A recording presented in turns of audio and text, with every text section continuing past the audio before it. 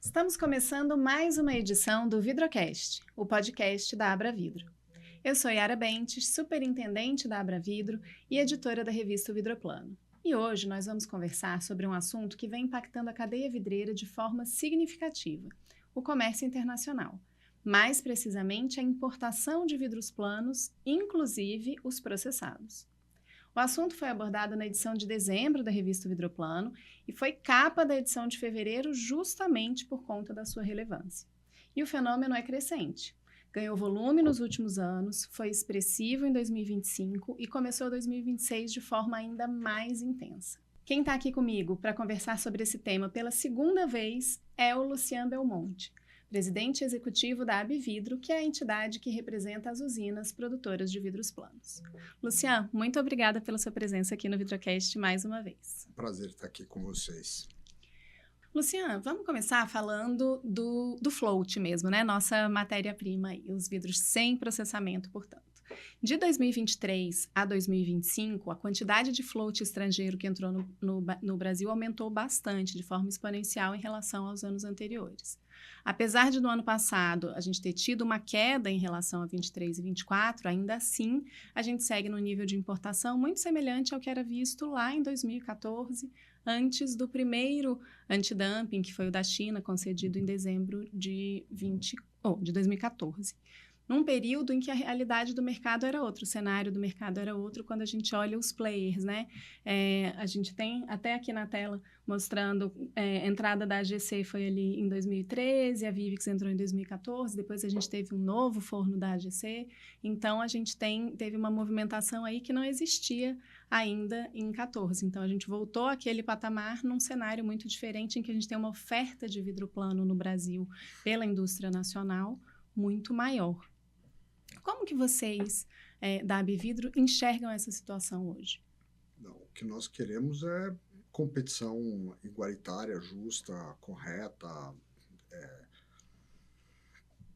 tributariamente neutra e por aí vai. Então as empresas que estão instaladas no Brasil são empresas que estão posicionadas globalmente, né, fora a Vivix, né, que tem uma tecnologia que é também vanguarda, né, não tem razão de ser para as diferenças e os disparates de preço que estão acontecendo.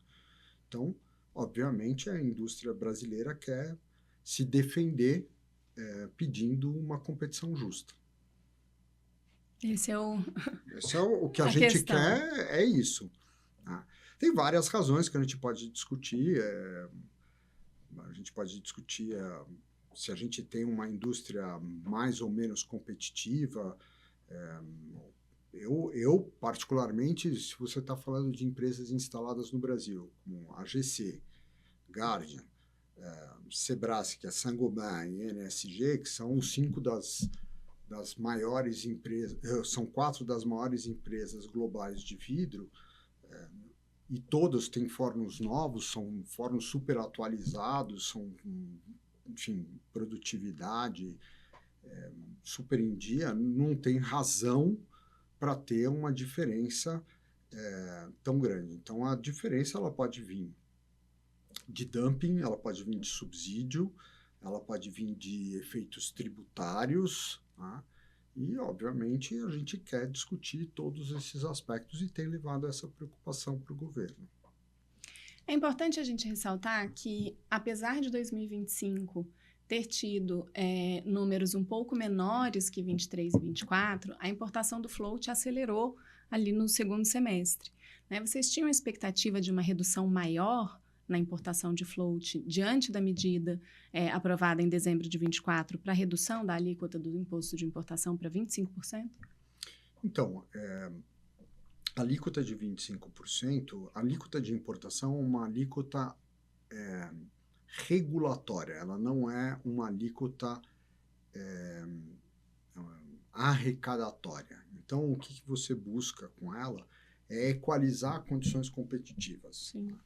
Então, quando você olha o preço do vidro plano, tá? O custo do vidro plano, não o preço, o custo do vidro plano, você tem areia. A areia não impacta quase nada no custo, porque a areia é a segunda coisa mais abundante na face da Terra. Aí você tem a barrilha. A barrilha é uma commodity internacional com precificação internacional. Então, em qualquer lugar do mundo onde você vai comprar barrilha, você tem o mesmo custo. Tá? Tem, enfim, empresas especializadas em colocar os preços, enfim. E aí você tem os insumos de energia e gás natural. Em grande parte do mundo, fora os Estados Unidos, que tem uma condição muito peculiar em função do shale gas, os custos de gás natural e de energia no mundo podem estar mais próximos, a menos que você tenha subsídios. Tá? Então, tem países que têm subsídios muito fortes em gás natural, onde o governo suporta com até 50% do custo do gás natural e o cara acaba tendo uma competitividade. Isso não acontece no Brasil. Então, isso se chama subsídio. Então, você tem uma condição. A outra condição que você tem é a condição do dumping, que a gente já discutiu na primeira vinda aqui, que é a condição de dumping, dano e nexo causal. Então, são coisas que você precisa ir trabalhando e você precisa ir equalizando entre competitivamente, e aí você tem a alíquota de importação, que é a forma mais rápida de você pedir essa equalização. Mas vocês tinham essa expectativa de que fosse diferente, de que tivesse uma queda maior nas importações? A gente tinha uma expectativa que não tivesse o tamanho do crescimento que teve nos últimos 4 meses. Né? Mas a gente já está trabalhando em cima disso. E a própria guerra do Irã vai ter os seus impactos, né? Porque o barril de petróleo é 115, quem dá subsídio, o custo do subsídio dobra. Né? Sim. Então, não são políticas que são sustentáveis no longo prazo para ninguém. Então, aí a gente tem que ver como é que vai ficar esse equilíbrio. E a gente vê que em 2026 o ano começou já de maneira bastante desafiadora. Mesmo com a renovação do aumento da alíquota do imposto de importação em dezembro de 25, apenas com o volume de vidro que foi descarregado aqui no Brasil em janeiro e fevereiro de 2026, a gente já superou 30% de tudo que foi importado de float em 2025.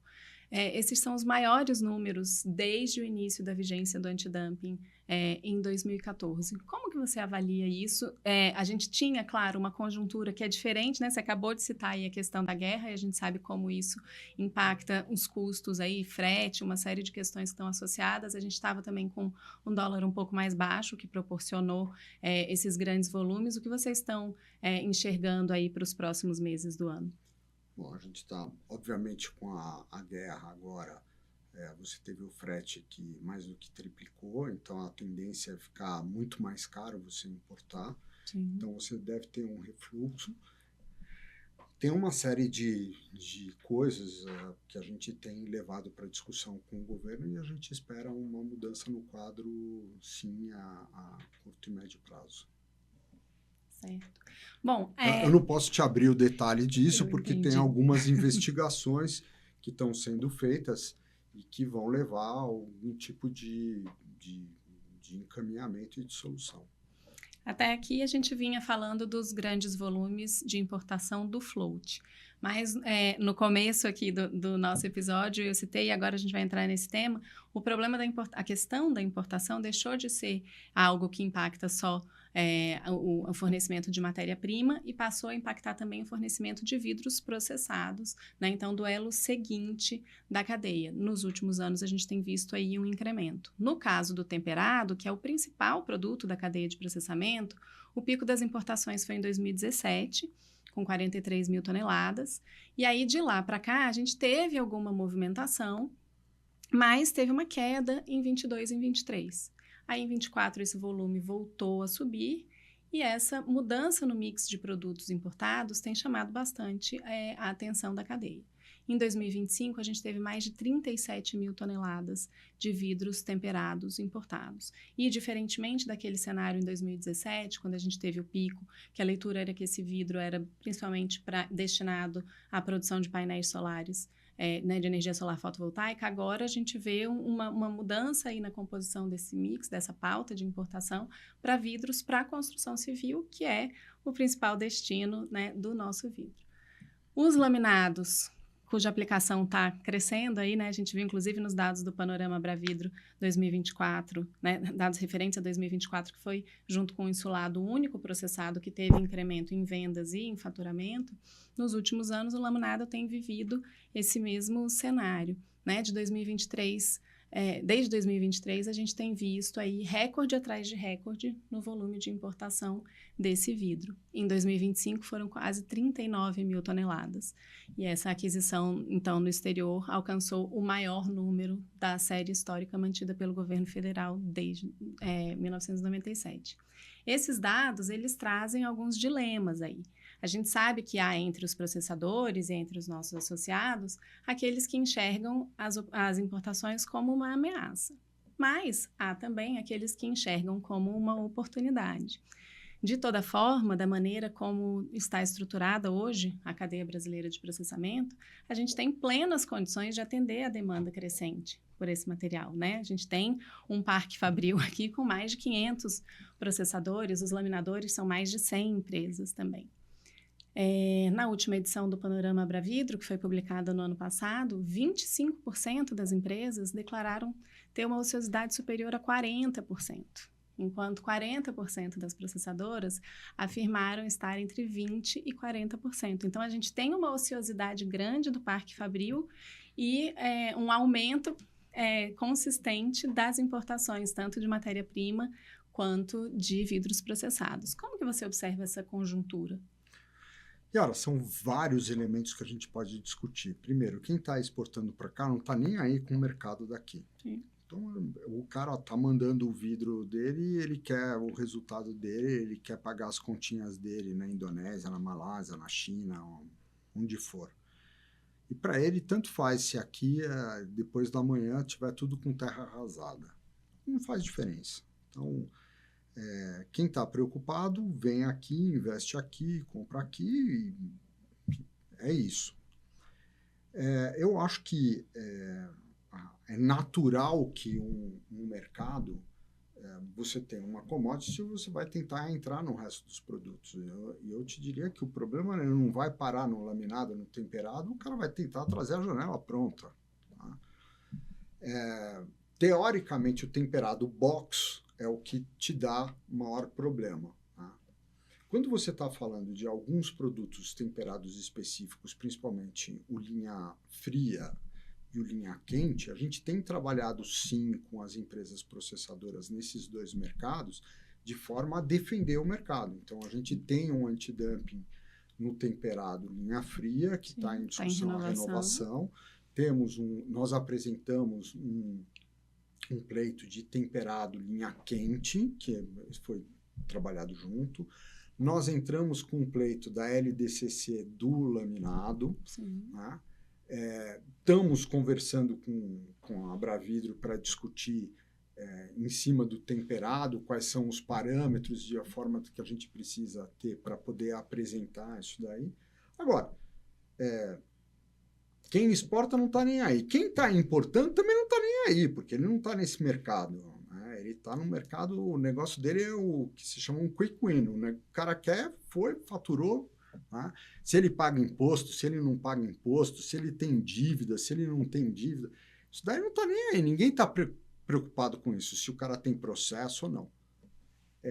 Agora, o problema que a gente tem que pensar, e é o problema mais importante para o lado das usinas, é a perenidade do mercado. Então, eu já tive essa discussão com os donos de algumas transformadoras, que é o seguinte: eu estou faz tempo no mercado, eu vi pessoas que eram formadores de opinião no mercado, para nomear alguns. O Zé Ricardo, ele era transformador, o Wilsinho era transformador, o O Dinho saiu porque, enfim, ganha mais com outras coisas.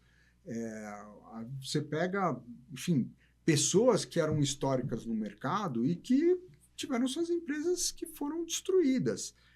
E a forma como está sendo feito hoje essa importação vai levar a uma quebradeira maior no futuro.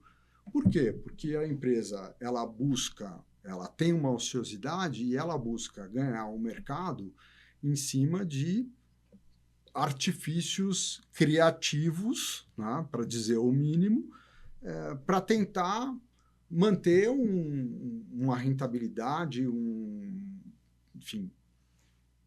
E ele está dando um tiro no pé. Então, agora que você pega o próprio frete marítimo, que chegou em $3.400 e não vai parar em $3.400, quem estava importando lá de fora vai fazer o quê agora? Tem 4 empresas que estão estabelecidas aqui com capacidade de produção e capacidade de atender o mercado. E elas estão aqui e elas se instalaram, investiram cada float dos 10 que tem no Brasil, são todos acima de R$1,5 bilhão de investimento. Então, você tem um parque fabril importante aqui que está pronto para atender o mercado. E é isso que a gente sempre tentou preservar. Sim. Bom, a gente sabe que o segmento vidreiro tem feito, historicamente, o uso dessas medidas de defesa comercial há muitos anos já. Você, inclusive, já veio no Vidrocast para a gente falar sobre o tema, né? E essa é uma conversa que eu recomendo muito, inclusive, para você que nos acompanha, assista ou escute. Né? Foi um programa de uma temporada anterior, mas o link está aqui na descrição desse episódio e a gente entra ali mais nos detalhes do que é o antidumping, o dano, nexo causal e como é o procedimento em si.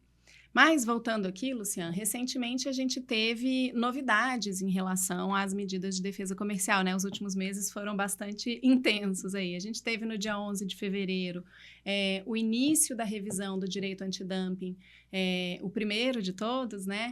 Que é referente às importações brasileiras de vidros planos incolores, com espessuras de 2 a 19 milímetros da China, Egito, Emirados Árabes Unidos e México, né, o do México suspenso. Após o término desse processo de revisão, aí tem uma definição de se o direito vai permanecer aplicado por mais 5 anos ou não, isso continua valendo para todos os países. No dia 22 de dezembro de 2025, o governo estendeu a aplicação do direito antidumping definitivo aplicado às importações brasileiras de vidros automotivos, laminados, os para-brisas, originários da China para todos os produtores e importações originárias ou procedentes da Malásia. Também em dezembro... Só Malásia. Era um processo de circunvenção da Malásia. Isso mesmo.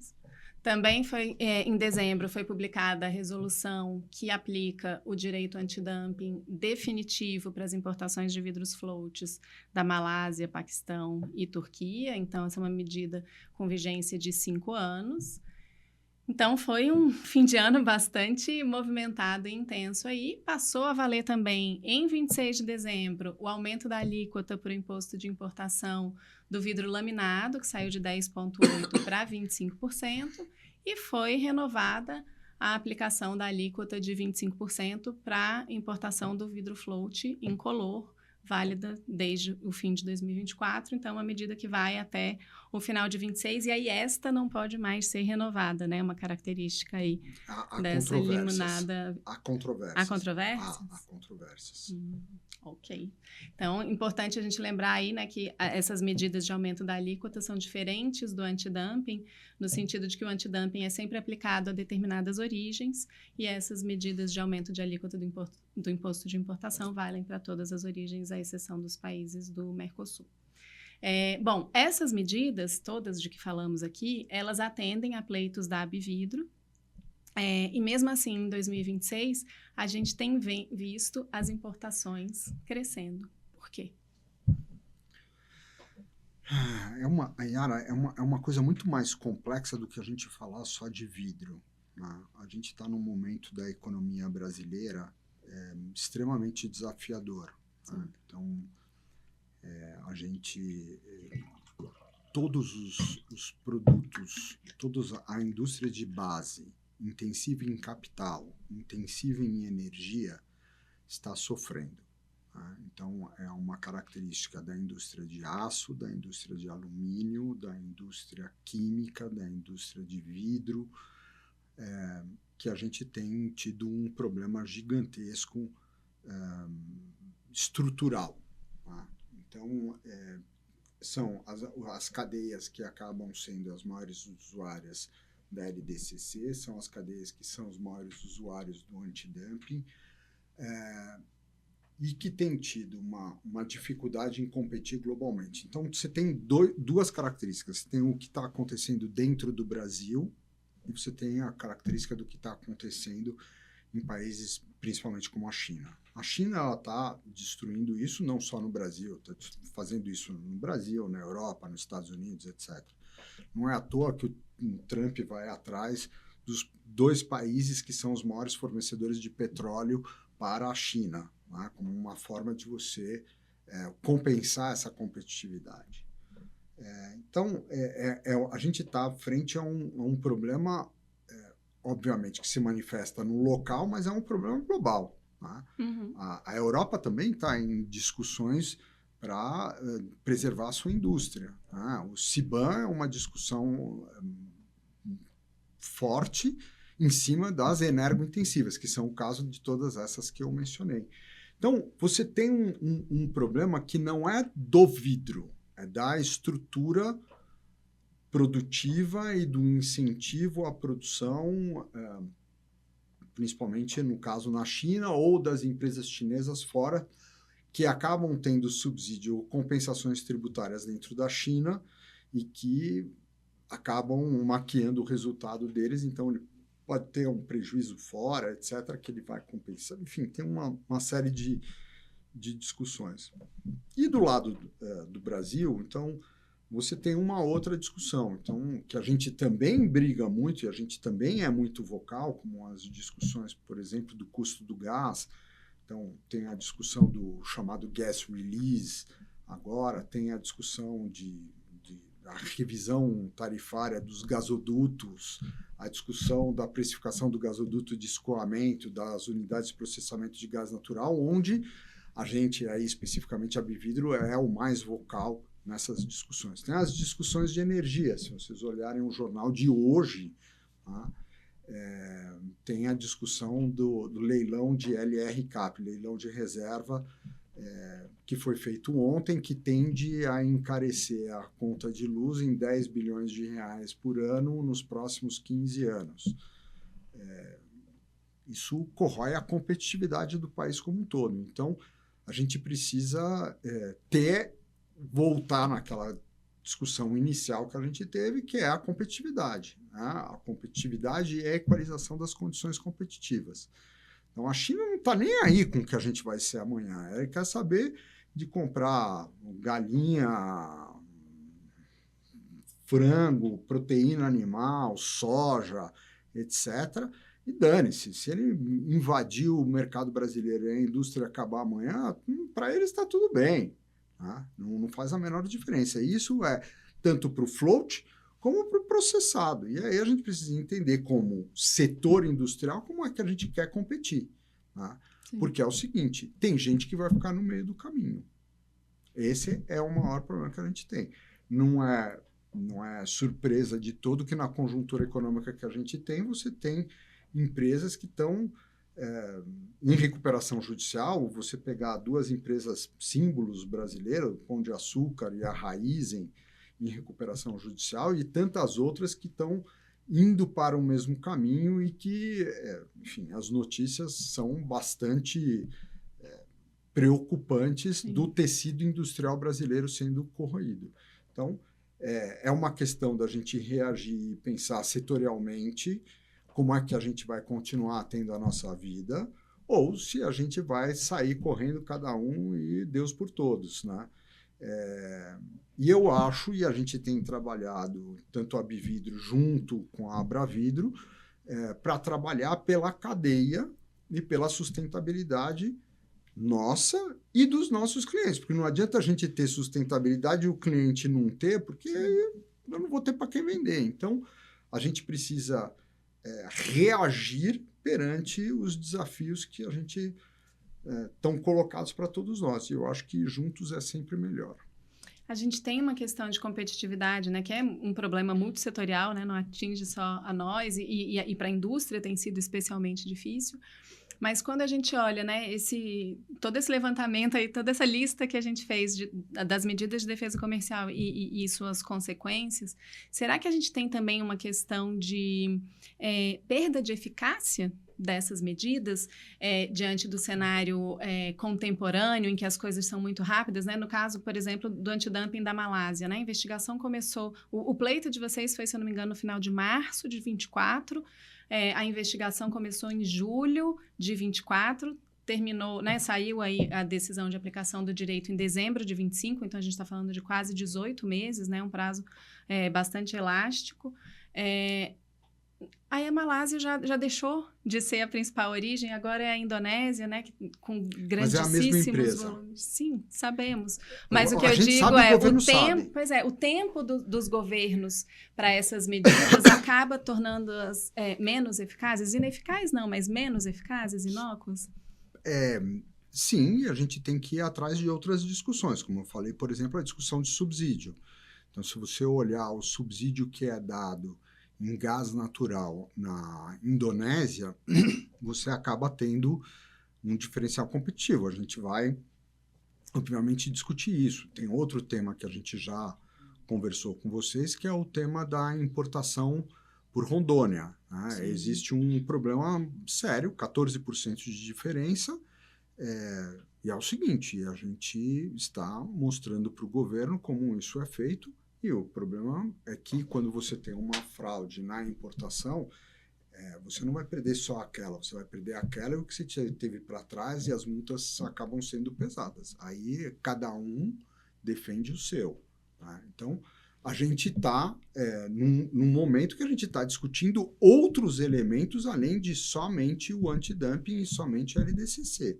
Então, a gente... Ampliando o olhar, né? A gente vai ter que ampliar o olhar e a gente vai ter que ir atrás de poder competir em bases iguais com todo mundo. Agora, volto aqui num ponto que eu falei ali, né, mais cedo. Se alguns players importam, né, se eles seguem importando vidro, seja matéria-prima, seja processado, é porque na hora de fechar ali na ponta do lápis, vale a pena.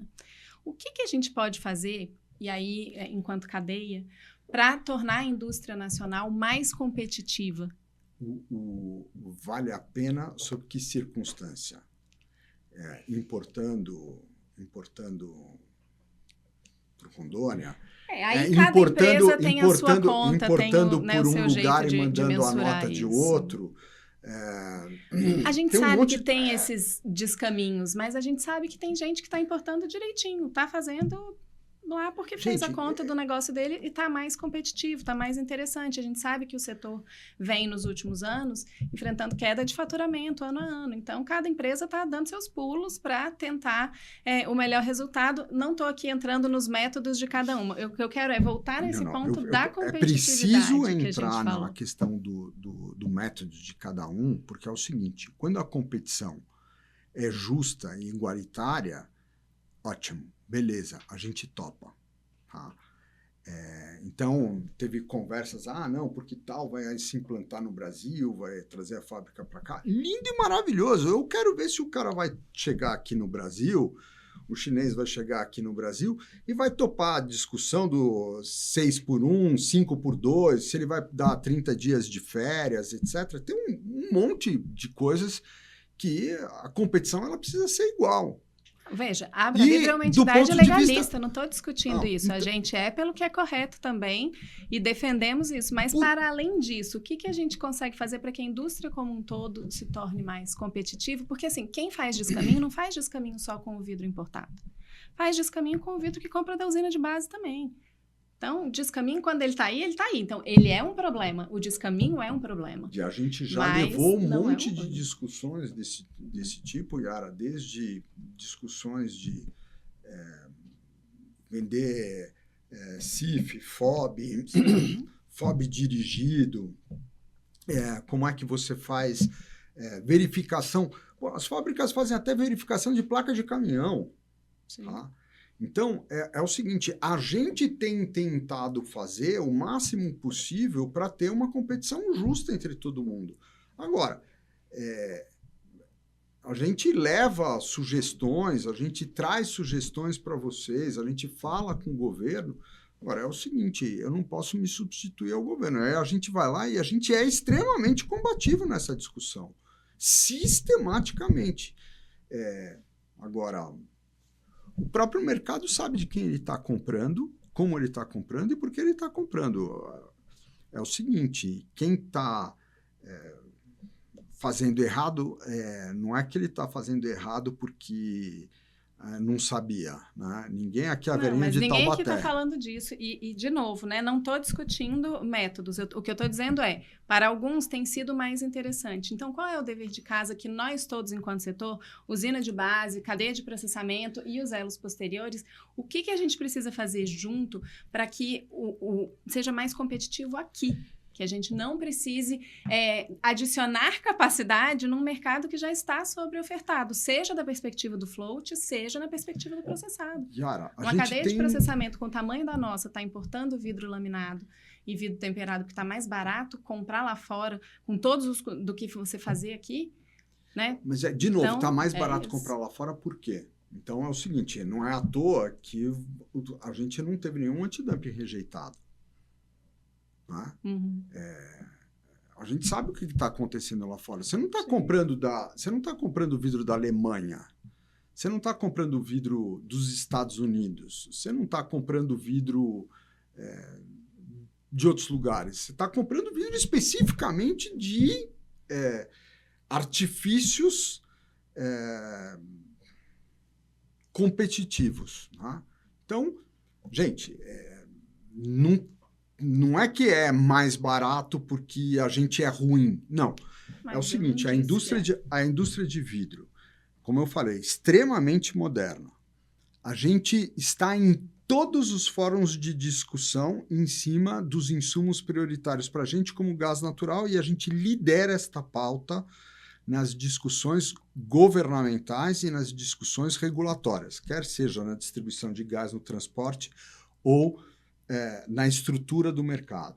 A gente discute, então temos discutido com a BDI, com a Embrapil, uma série de coisas para a gente poder melhorar a indústria. Nós somos fronteira na discussão de descarbonização da indústria. Estamos lá dentro do Plano Clima, contribuindo vanguarda em cima disso. Então, a indústria de base tem feito o máximo possível para se tornar competitiva e competitiva da forma mais justa possível.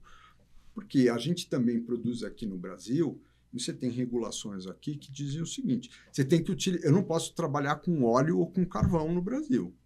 Tá? Eu tenho que trabalhar com gás natural. E agora eu tenho que trabalhar com gás natural e biometano. Então, é o seguinte, isso é custo. Quem está mandando o vidro para cá está mandando na mesma condição? Não necessariamente. Tá?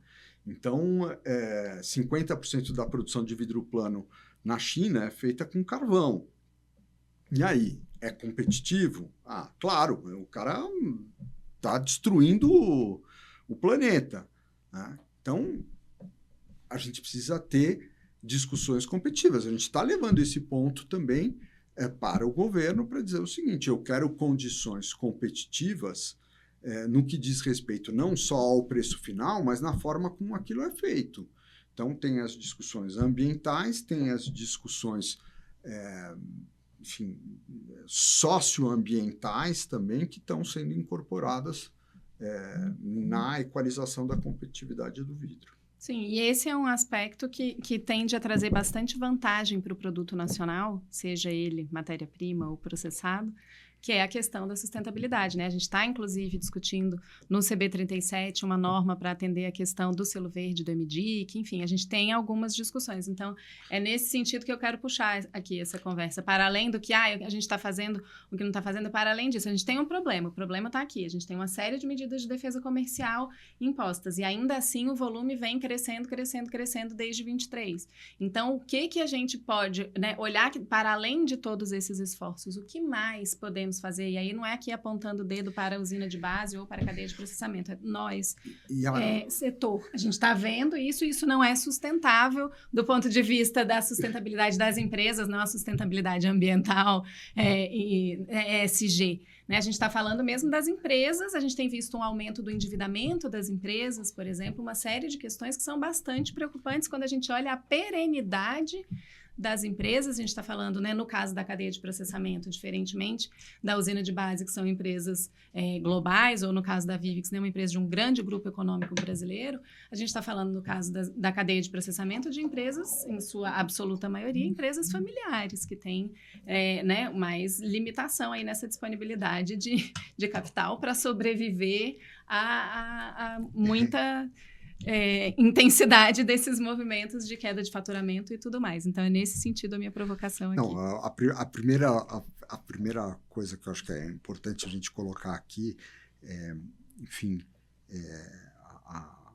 eu falo com a Yara quase toda semana, a gente tem um nível de troca bastante intenso. Eu poderia brincar, que ela trocou o copo dela agora, ela estava com uma taça, eu ia brincar que era como o Jô Soares, que ela estava bebendo alguma coisa misteriosa, né? Que a gente tem trabalhado enormemente nos últimos tempos a Bividro e a Abravidro junto. A gente tem desenvolvido uma série de pautas extremamente importantes. Então, algumas coisas que são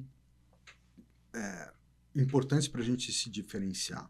Então, a primeira delas que é um trabalho conjunto bastante importante, que é a questão de norma técnica. Tá? Então, por exemplo, um importado, o laminado importado, atende ou não atende a norma? Né? Então, ele está com o PVB correto, na espessura correta, sim, na espessura que você é obrigado a fazer nas sim, empresas aqui, é uma coisa. Norma técnica é um ponto fundamental. Capacitação de mão de obra é um ponto extremamente relevante. A gente tem discutido também coisas de como que a gente vai ao mercado e como a gente vai discutir e levar isso daí para a cadeia da construção, quer seja incorporadoras, arquitetos, etc. Estamos fazendo um trabalho que deve dar resultados rapidamente a partir do mês de maio, junho. Então, tem muita coisa sendo desenvolvida e um super importante. A gente tem tentado sempre junto, tem sempre conversado, importantíssimo falado de pessoas líderes nessa discussão, como Domingos, como Rafael, que sempre estão instigando a forma da gente trabalhar junto em prol do mercado conjunto. Gente, não existe separação entre usina e transformador. Por quê? Eu não tenho como vender vidro direto para o cliente final. A gente precisa da cadeia, e essa cadeia tem que estar fundamentalmente saudável. Sim. E é isso que a gente precisa trabalhar juntos. E é isso que a gente acredita no trabalho entre a Bividro e a Abravidro. Certo. Seguimos aí com muitas pautas conjuntas. Conformidade técnica é, né, uma bandeira da Abravidro. A gente cedia o CB37 desde a fundação, em 1998. A gente está com uma agenda bem forte esse ano de pautas, né? Conseguimos no ano passado a atualização da 7199, que foi um esforço que envolveu e engajou aqui todo o mercado para a gente melhorar a especificação de vidro, proporcionar mais segurança para os usuários e o uso de vidros de melhores atributos mesmo, para contribuir mais com a qualidade das edificações. Então, a gente tem trabalhado muito fortemente aí na disseminação das normas técnicas, né, distribuindo a 7199 gratuitamente, inclusive. Outra iniciativa importante é o Educavidro, né, uma iniciativa conjunta lançada em 2023, e ano a ano a gente vem ali incrementando, trazendo novos conteúdos na perspectiva de contribuir ainda mais com essa formação e qualificação profissional, não só da indústria, e a gente fala, né, tanto de vocês quanto da gente, mas também, né, dos elos posteriores. Então, a gente tem ali um volume de conteúdo muito grande, de muita qualidade, com os maiores especialistas do setor, para para o setor vidreiro, mas também para arquitetos, para engenheiros, para estudantes, para bombeiros, para síndicos, todo o público que pode ser de alguma maneira impactado. Então, temos sim muitas ações conjuntas e eu acho que a gente deve seguir com elas, né, trabalhando sempre pelo desenvolvimento do mercado, que é o nosso principal desafio e a razão de ser da Avra Vidro, inclusive. E aí, Yara, eu acho que tem algumas coisas que são importantes. A gente tem trabalhado junto, por exemplo, a gente lançou semana passada um fórum de materiais de construção, porque grande parte das dores que a gente tem hoje são dores comuns a todos os materiais de construção. Todos têm o mesmo problema de especificação, de norma técnica, de qualificação de mão de obra. A gente está indo para uma construção muito mais industrializada também, que vai ter alterações significativas. Então, nós temos que trabalhar, assim, com indústria de esquadrias, de PVC, de aço, de madeira, de alumínio. A gente tem que levar soluções cada vez mais próximas do cliente brasileiro, com as características do Brasil, e não trazer soluções europeias para cá, principalmente nessa construção industrializada. Então, tem muita coisa para a gente fazer e deixar bastante claro aqui para as pessoas que tem tido esse trabalho dioturno em defesa da indústria e da cadeia do vidro entre a Abvidro e a Abravidro. E aí a gente começa aqui a se encaminhar mais para o final e eu não queria deixar de falar desse tema que a gente endereçou aqui muito rapidamente, que é a questão da sustentabilidade. A demanda por materiais cada vez mais sustentáveis, produzidos com menor pegada de carbono possível, isso pode ser um ponto de virada para a competitividade do vidro brasileiro, à luz dessas discussões com o governo, então selo verde e outras tantas medidas. Você acha que isso tem potencial para refletir na competitividade? Eu acho que tem um retorno que está vindo da discussão de sustentabilidade, porque se tem visto muitas vezes que a sustentabilidade ela tem um custo grande, né? Então, tem algumas discussões produtivas que acabam sendo retomadas, né, agora. Então, se tem provavelmente a guerra do Irã, vocês vão ver daqui a 3, 6 meses, não, porque tal voltou a usar isso, voltou a falar daquilo, enfim. Mas eu acho que é uma discussão que veio para ficar a longo prazo. E é uma discussão que vai nos obrigar a sermos melhores. Então, quem tiver à frente da discussão, quem chega antes bebe água limpa. Então, é esse momento que eu acho que é extremamente importante da gente se posicionar como um produto que tem a agregar enormemente nessa discussão, um produto que tem muito a oferecer em matéria de uma construção mais sustentável, apesar de ser um produto que emite na sua produção, no uso da habitação, no uso da construção, a gente tem muito a oferecer como um material extremamente eficiente. Tá?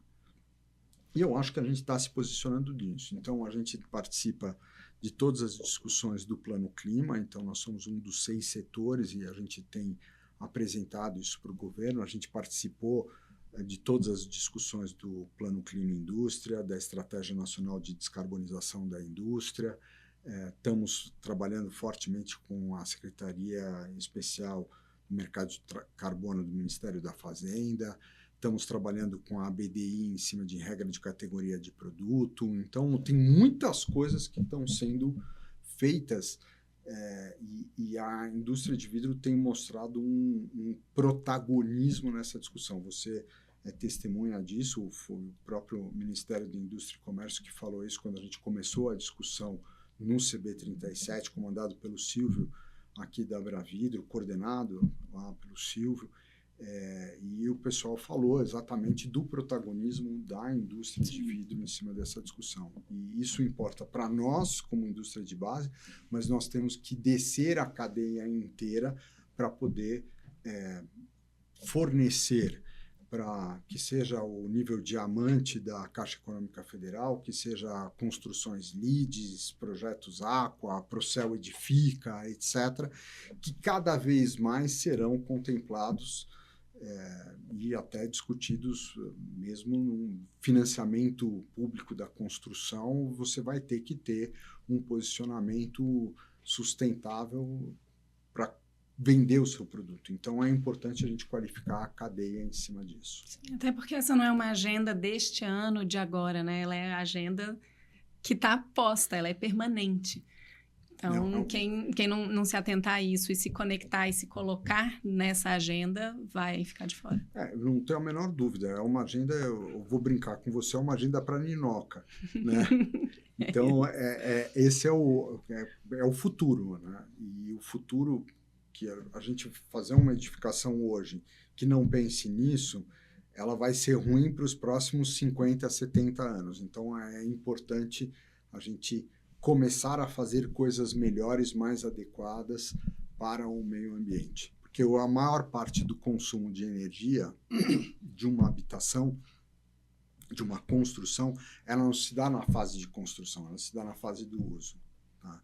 E é isso que é importante a gente mostrar sempre, que o vidro é uma solução para isso.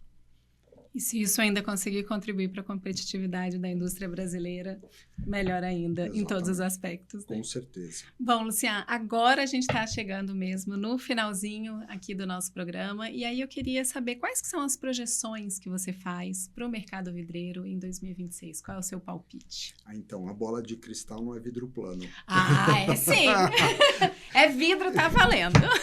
Não, eu acho que a gente não sabe o que pode acontecer amanhã. A gente tem um ano, eu não preciso falar para vocês, por um lado, você tem uma guerra do Irã, você não sabe que tipo de doideira que pode sair daí, né? Hoje estão bombardeando as instalações de gás natural do Catar, etc. Então, você vai ter uma ruptura dos sistemas produtivos na Europa, Sim. em outros países que dependem de petróleo ou dependem de gás natural. O Brasil está um pouco mais protegido dessa discussão.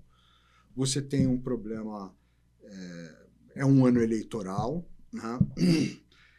A gente não sabe quem estava no celular do Vorcaro, quem estava nas festinhas do Vorcaro, a gente não sabe o que temos muitas manchetes de Vorcaro pela frente. A gente não sabe o que vai acontecer na CPMI do INSS, quem vai pegar, quem não vai. Enfim, tem um imponderável enorme, né? Eu não sei quem vai ganhar a eleição, não dá para saber. Mas eu sei o que é que vence. E o que vence é o boleto. Então, a única coisa que a gente pode fazer é trabalhar. Tá certo. E você quer deixar uma mensagem final para quem está ouvindo, assistindo a gente? Vou dizer para vocês que a gente é apaixonado pelo vidro, por esse mercado, e a gente quer defender ele e defende ele com unhas e dentes. Então, juntos aí para poder entregar o melhor para a nossa comunidade vidreira.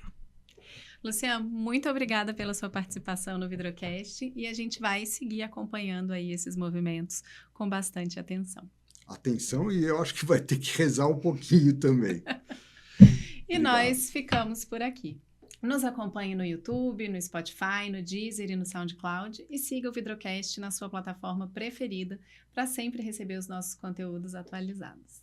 Este episódio, bem como todo o trabalho multicanal de comunicação da Abra Vidro, conta com o patrocínio ouro da Sebrae. A Cyberglass e a Pestana Vidros são apoiadoras ouro. As empresas Cristal 7, Distrividros, Invibra, Startemp, Viminas, Vitral e Vetrum são as apoiadoras prata.